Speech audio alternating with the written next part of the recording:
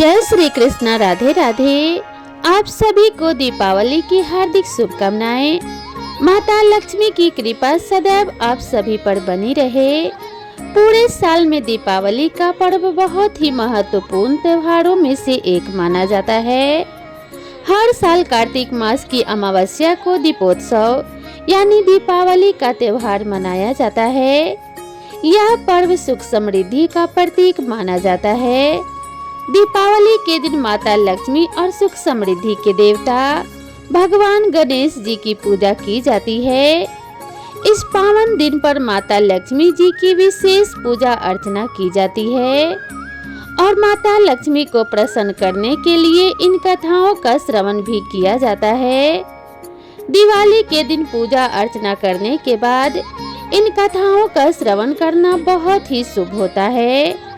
आज हम आप सभी को दीपावली पर सुने जाने वाली पौराणिक कथाएं सुनाने जा रहे हैं, तो आप सभी भक्त इस कथाओं को बड़ी ही श्रद्धा और प्रसन्न चित्त मन से सुनिएगा। अब आइए कथा का रसपान करते हैं। एक समय की बात है, एक गांव में एक ब्राह्मण और ब्राह्मणी रहते थे। दोनों पति पत्नी ने अपने घर में भगवान गणेश जी महाराज और लक्ष्मी माता को विराजमान कर रखा था। ब्राह्मण रोजाना उनकी सेवा करता और पूजा अर्चना करता। ब्राह्मणी भी रोज खाना बनाती और भगवान को भोग लगाती, लेकिन उम्र के चलते वह दोनों आपस में छोटी छोटी बातों को लेकर लड़ते झगड़ते रहते थे। ब्राह्मणी भोजन बनाती तो ब्राह्मण को कहती भोग लगा दो जी। ब्राह्मण कहता कि तू लगा दे, मैंने अपनी पूजा समाप्त कर ली है। जब भगवान को सुलाने का समय होता या आरती का समय होता, वह आपस में ऐसे ही झगड़ते। ब्राह्मण कहता कि तू कर दे और ब्राह्मणी कहती कि तुम कर दो। ऐसे ही छोटी मोटी नोक-झोंक के साथ उन दोनों का गुजारा हो रहा था। ऐसे ही एक दिन कार्तिक का महीना आया और दीपावली के दिन ब्राह्मणी ने भोजन बनाया। ब्राह्मणी कहती भोग लगा दो, ब्राह्मण कहता तुम लगा दो। इस बात को लेकर फिर उन दोनों में नोक-झोंक शुरू हो गई। वह दीपावली के दिन भी ऐसे ही लड़ने झगड़ने लगे। तब उनके घर विराजमान विघ्नहर्ता गणेश जी महाराज ने माता लक्ष्मी से कहा कि हे माता, यह दोनों तो आपस में बहुत लड़ते और झगड़ते हैं। चलिए हम यहाँ से चलते हैं और कहीं किसी के घर, हम दूसरे के घर आसन ग्रहण करते हैं। ऐसा कहकर श्री भगवान गणेश जी महाराज और माता लक्ष्मी वहाँ से चल दिए। कुछ ही दूर पर एक घर दिखाई देता है और वह उनके घर के अंदर चले जाते हैं। अंदर जाकर देखते हैं तो वहाँ देवरानी और जेठानी आपस में लड़ रही होती हैं। घर का आंगन गंदा पड़ा होता है, जूठे बर्तन इधर उधर पड़े हुए हैं और हर जगह गंदगी और मक्खियाँ भिनभिना रही हैं। खान पान भी कहीं भी व्यवस्था ठीक नहीं है। तब माता लक्ष्मी ने कहा, इधर तो हम बिल्कुल भी नहीं रुक सकते। ऐसा कहकर गणेश जी महाराज और माता लक्ष्मी जी दूसरे घर की ओर चल देते हैं। जब दूसरे घर पहुंचते हैं तो देखते हैं कि वहां बहू अपनी सास से लड़ रही है। चौका बर्तन सब पड़ा हुआ है। भोजन पानी की भी यहाँ पर कोई व्यवस्था नहीं है। जब वह तीसरे घर पहुँचे तो वहाँ ननद भाभी आपस में लड़ रही थी। चौथे घर गए तो वहाँ भी भाई से भाई लड़ रहा था। ऐसे ही वह जिस भी घर में जाते वहाँ कोई लड़ता झगड़ता मिलता और साफ सफाई भोजन पानी कहीं भी कोई व्यवस्था नहीं मिलती। तब लक्ष्मी माता गणेश जी महाराज से कहती हैं कि हे पुत्र, यहाँ कहीं भी भोजन पानी की व्यवस्था नहीं है और घूमते घूमते भी बहुत समय बीत गया है। चलो अब हम वापस ब्राह्मणी के घर ही चलते हैं। ऐसा कहकर गणेश जी महाराज लक्ष्मी माता जी के साथ ब्राह्मणी के घर की ओर चल देते हैं। घर के द्वार पर पहुंचते हैं तो अंदर से स्वादिष्ट पकवानों की महक आती है। गणेश जी महाराज दरवाजा खटखटाने लगते हैं तो ब्राह्मणी कहती है कि कौन है। गणेश जी महाराज ने कहा, ब्राह्मणी दरवाजा खोल, हम हैं। ब्राह्मणी ने अंदर से कहा कि जाओ, मैं नहीं खोलती दरवाजा, पहले तो तुम चले गए, अब क्यों आए हो। ब्राह्मणी की ऐसी बात सुनकर गणेश जी बोले, ब्राह्मणी दरवाजा खोल, अब हम कहीं नहीं जाएंगे। तब ब्राह्मणी कहने लगी कि मैं नहीं मानती कि आप वापस नहीं जाओगे, पहले मुझे वचन दीजिए, तभी मैं द्वार खोलूंगी। लक्ष्मी माता ने कहा कि बोलो ब्राह्मणी, क्या मांगती हो। ब्राह्मणी कहने लगी कि अन्न दो, धन दो, लक्ष्मी दो, दूध कढ़ावा दो, पूत पालन दो, सोने का हार दो, कुल आई बहू दो, घोड़ा हाथी दो, लाभ लश्कर दो, 12 बरस की मेरी काया हो जाए और 12 बरस की ब्राह्मण की काया हो जाए, ऐसा वचन दो। लक्ष्मी माता बोली, जा ब्राह्मणी, हमने तुझे दिया, जो कुछ भी तूने मांगा है वह अवश्य ही पूरा होगा। तब ब्राह्मणी द्वार खोली। माता लक्ष्मी और गणेश जी महाराज ने ब्राह्मणी को कहा, ब्राह्मणी, आज तो तूने हमें ठग लिया, लेकिन याद रखना, आज के दिन अर्थात दीपावली की रात को अपने आंगन में चौका पोड़कर चौमुखी दिया पूरी रात जलाना। ऐसा करने पर मैं तेरे 7 पीढ़ियों तक तेरे घर में विराजमान रहूंगी। ऐसा कहकर गणेश जी महाराज और माता लक्ष्मी ब्राह्मणी के घर में विराजमान हो गए। तो प्रेम से बोलिए, माता लक्ष्मी की जय, भगवान गणेश की जय। हे माता लक्ष्मी, जैसे आपने ब्राह्मणी के घर में निवास किया, वैसे ही हम सभी के घर में विराजमान रहना। अब आइए श्रवण करते हैं दीपावली के दिन सुने जाने वाली माता लक्ष्मी की दूसरी कथा। एक समय की बात है, धर्मराज युधिष्ठिर ने भगवान श्री कृष्ण से कहा कि हे गोविंद, कृपा करके आप मुझे कोई ऐसा उपाय बताएं जिससे हमारा नष्ट साम्राज्य पुनः प्राप्त हो जाए तथा राज्य, लक्ष्मी, धन, वैभव प्राप्त हो जाए। इस बात को सुनकर भगवान श्री कृष्ण ने कहा कि हे राजन, जब दैत्यराज बलि राज्य कर रहे थे तब उनके राज्य में सारी प्रजा सुखी थी। मेरा भी वह प्रिय भक्त था। एक बार राजा बलि ने 100 अश्वमेध यज्ञ करने की प्रतिज्ञा की। उसने जब 99 यज्ञ पूरे किए और एक ही शेष बचा था, तब इंद्र को अपने सिंहासन छिन जाने का भय हुआ, क्योंकि 100 यज्ञ करने वाला इंद्र सिंहासन का अधिकारी होता है। इस भय से इंद्र महादेव के पास पहुँचे, किंतु वे कोई उपाय न कर सके। तब सभी देवतागण इंद्र के साथ क्षीर सागर में भगवान विष्णु के पास पहुँचे और भगवान विष्णु की स्तुति करने लगे। भगवान विष्णु प्रकट हुए तो उनके सामने इंद्र ने अपना दुख सुनाया। भगवान ने कहा कि हे इंद्र, तुम चिंता मत करो, मैं तुम्हारे इस भय का अंत कर दूंगा। यह कहकर भगवान ने उन्हें अपने धाम को भेज दिया। भगवान वामन का रूप धारण करके राजा बलि के यहाँ पहुँचे। जब वहाँ 100वां यज्ञ चल रहा था, तब भगवान वामन ने भिक्षा में राजा बलि से 3 पग भूमि का दान मांगा। दान का संकल्प हाथ में लेकर भगवान ने एक पग में पूरी पृथ्वी नाप ली, दूसरे पग से अंतरिक्ष और तीसरा पग राजा के सिर पर रखकर नाप दिया। इतना होने पर वामन भगवान ने राजा से वर मांगने को कहा। राजा ने कहा कि हे भगवान, कार्तिक मास के कृष्ण पक्ष की त्रयोदशी, चतुर्दशी और अमावस्या 3 दिन पृथ्वी पर मेरा राज रहे। इन 3 दिनों में लोग दीपदान, दीपावली आदि करके उत्सव मनाएं, लक्ष्मी जी का पूजन करें। दीपावली की कथा सुनने वाले के यहाँ लक्ष्मी का निवास हो और ऐसा ना करने वाले पर लक्ष्मी जी क्रोध हो जाएं। इस प्रकार वर मांगने पर विष्णु भगवान ने कहा कि हे राजन, यह वर हमने तुमको दे दिया। जो भी भक्त दीपावली के दिन लक्ष्मी जी का पूजन अर्चन करेगा उसके घर पर सदैव लक्ष्मी जी का निवास रहेगा और अंत में मेरे धाम को प्राप्त होगा। यह कहकर भगवान ने राजा बलि को पाताल लोक का राज्य देकर उनके लोक में भेज दिया। तत्पश्चात इंद्र का भय दूर किया। उस दिन से माँ लक्ष्मी का पूजन दीपावली पर किया जाता है, जिसके फलस्वरूप दीपावली मनाने वाले के घर में कभी लक्ष्मी का अभाव नहीं होता। भगवान श्री कृष्ण बोले कि हे राजन, एक कथा और सुनिए। मणिपुर नामक एक नगर में एक राजा था, जिसकी पत्नी पतिव्रता एवं धर्मपरायण थी।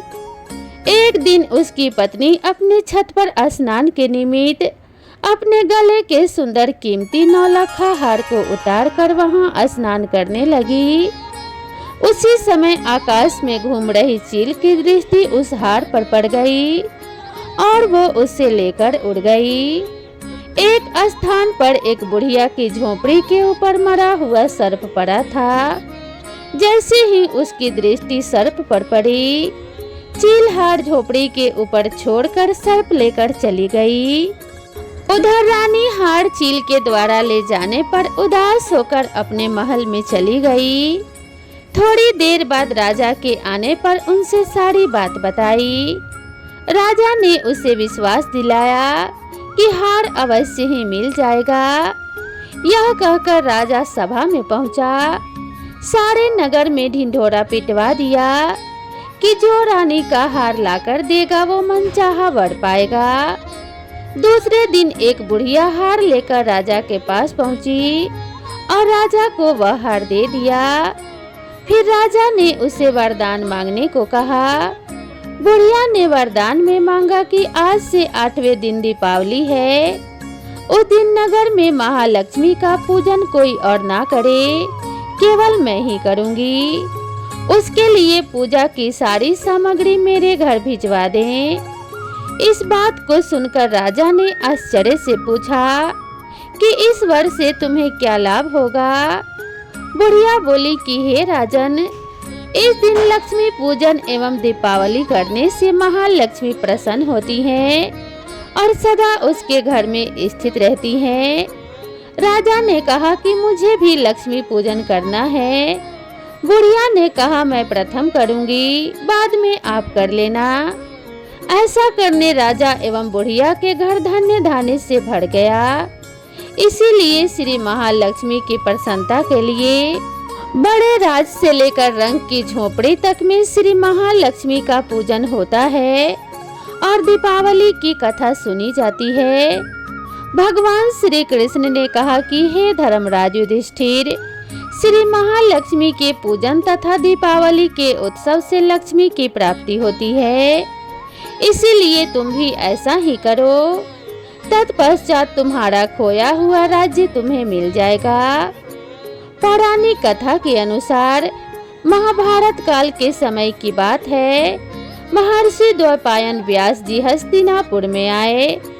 उनका आगमन सुनकर समस्त राजकुल के कर्मचारी महाराज भीष्म सहित उनका सम्मान आदर करते हुए राजमहल में महाराज को सोने के सिंहासन पर विराजमान कर अर्धपाद आचमन आदि से उनका पूजन किया।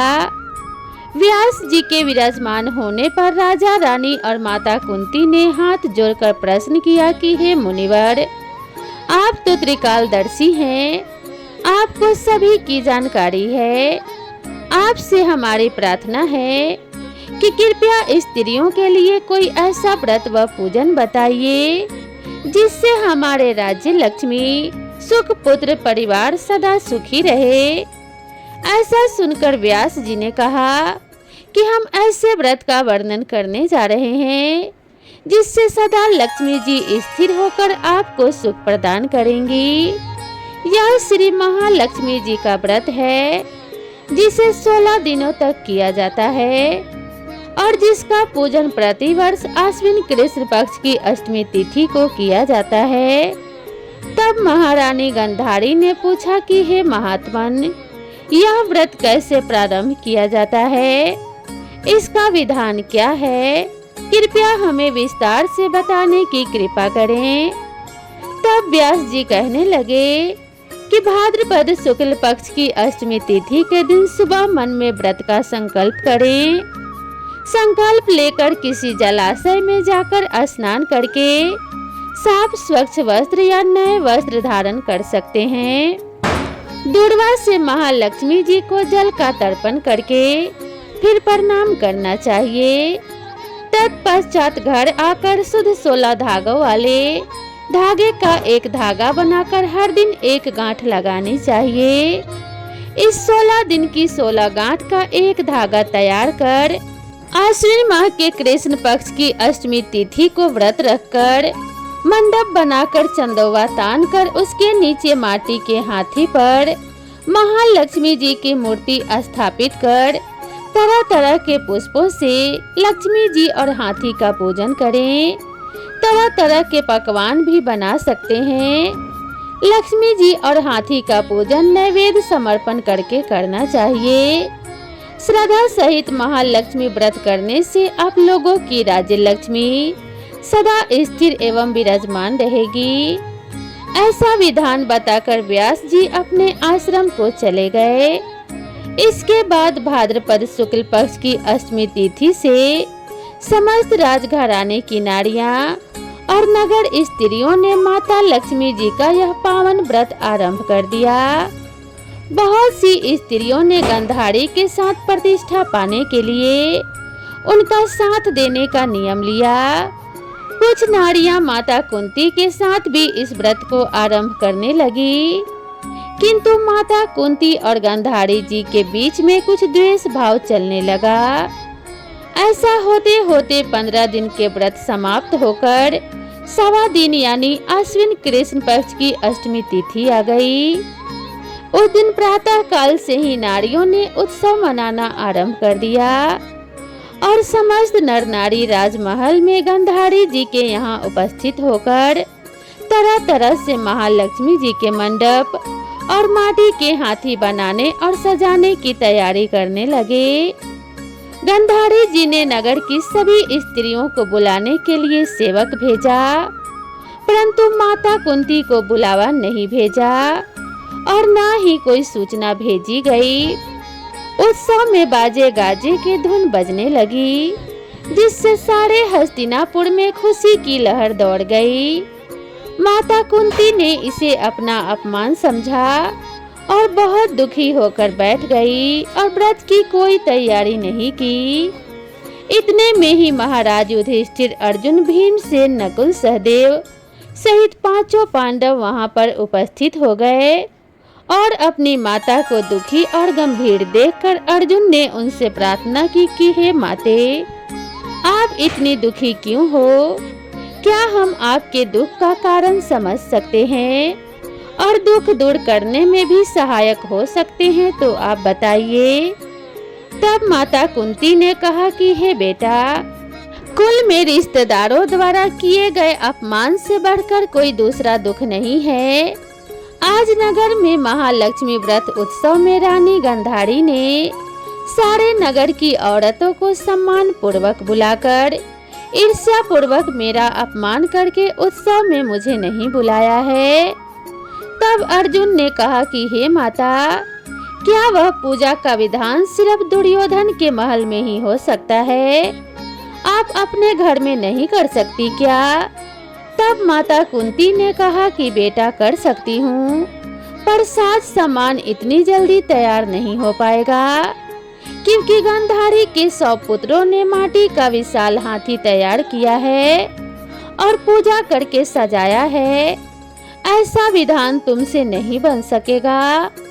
उनके उत्सव की तैयारी आज दिन भर से हो रही है। अब हमारे पास इतना समय है ही नहीं और ना ही इतनी सामग्री है।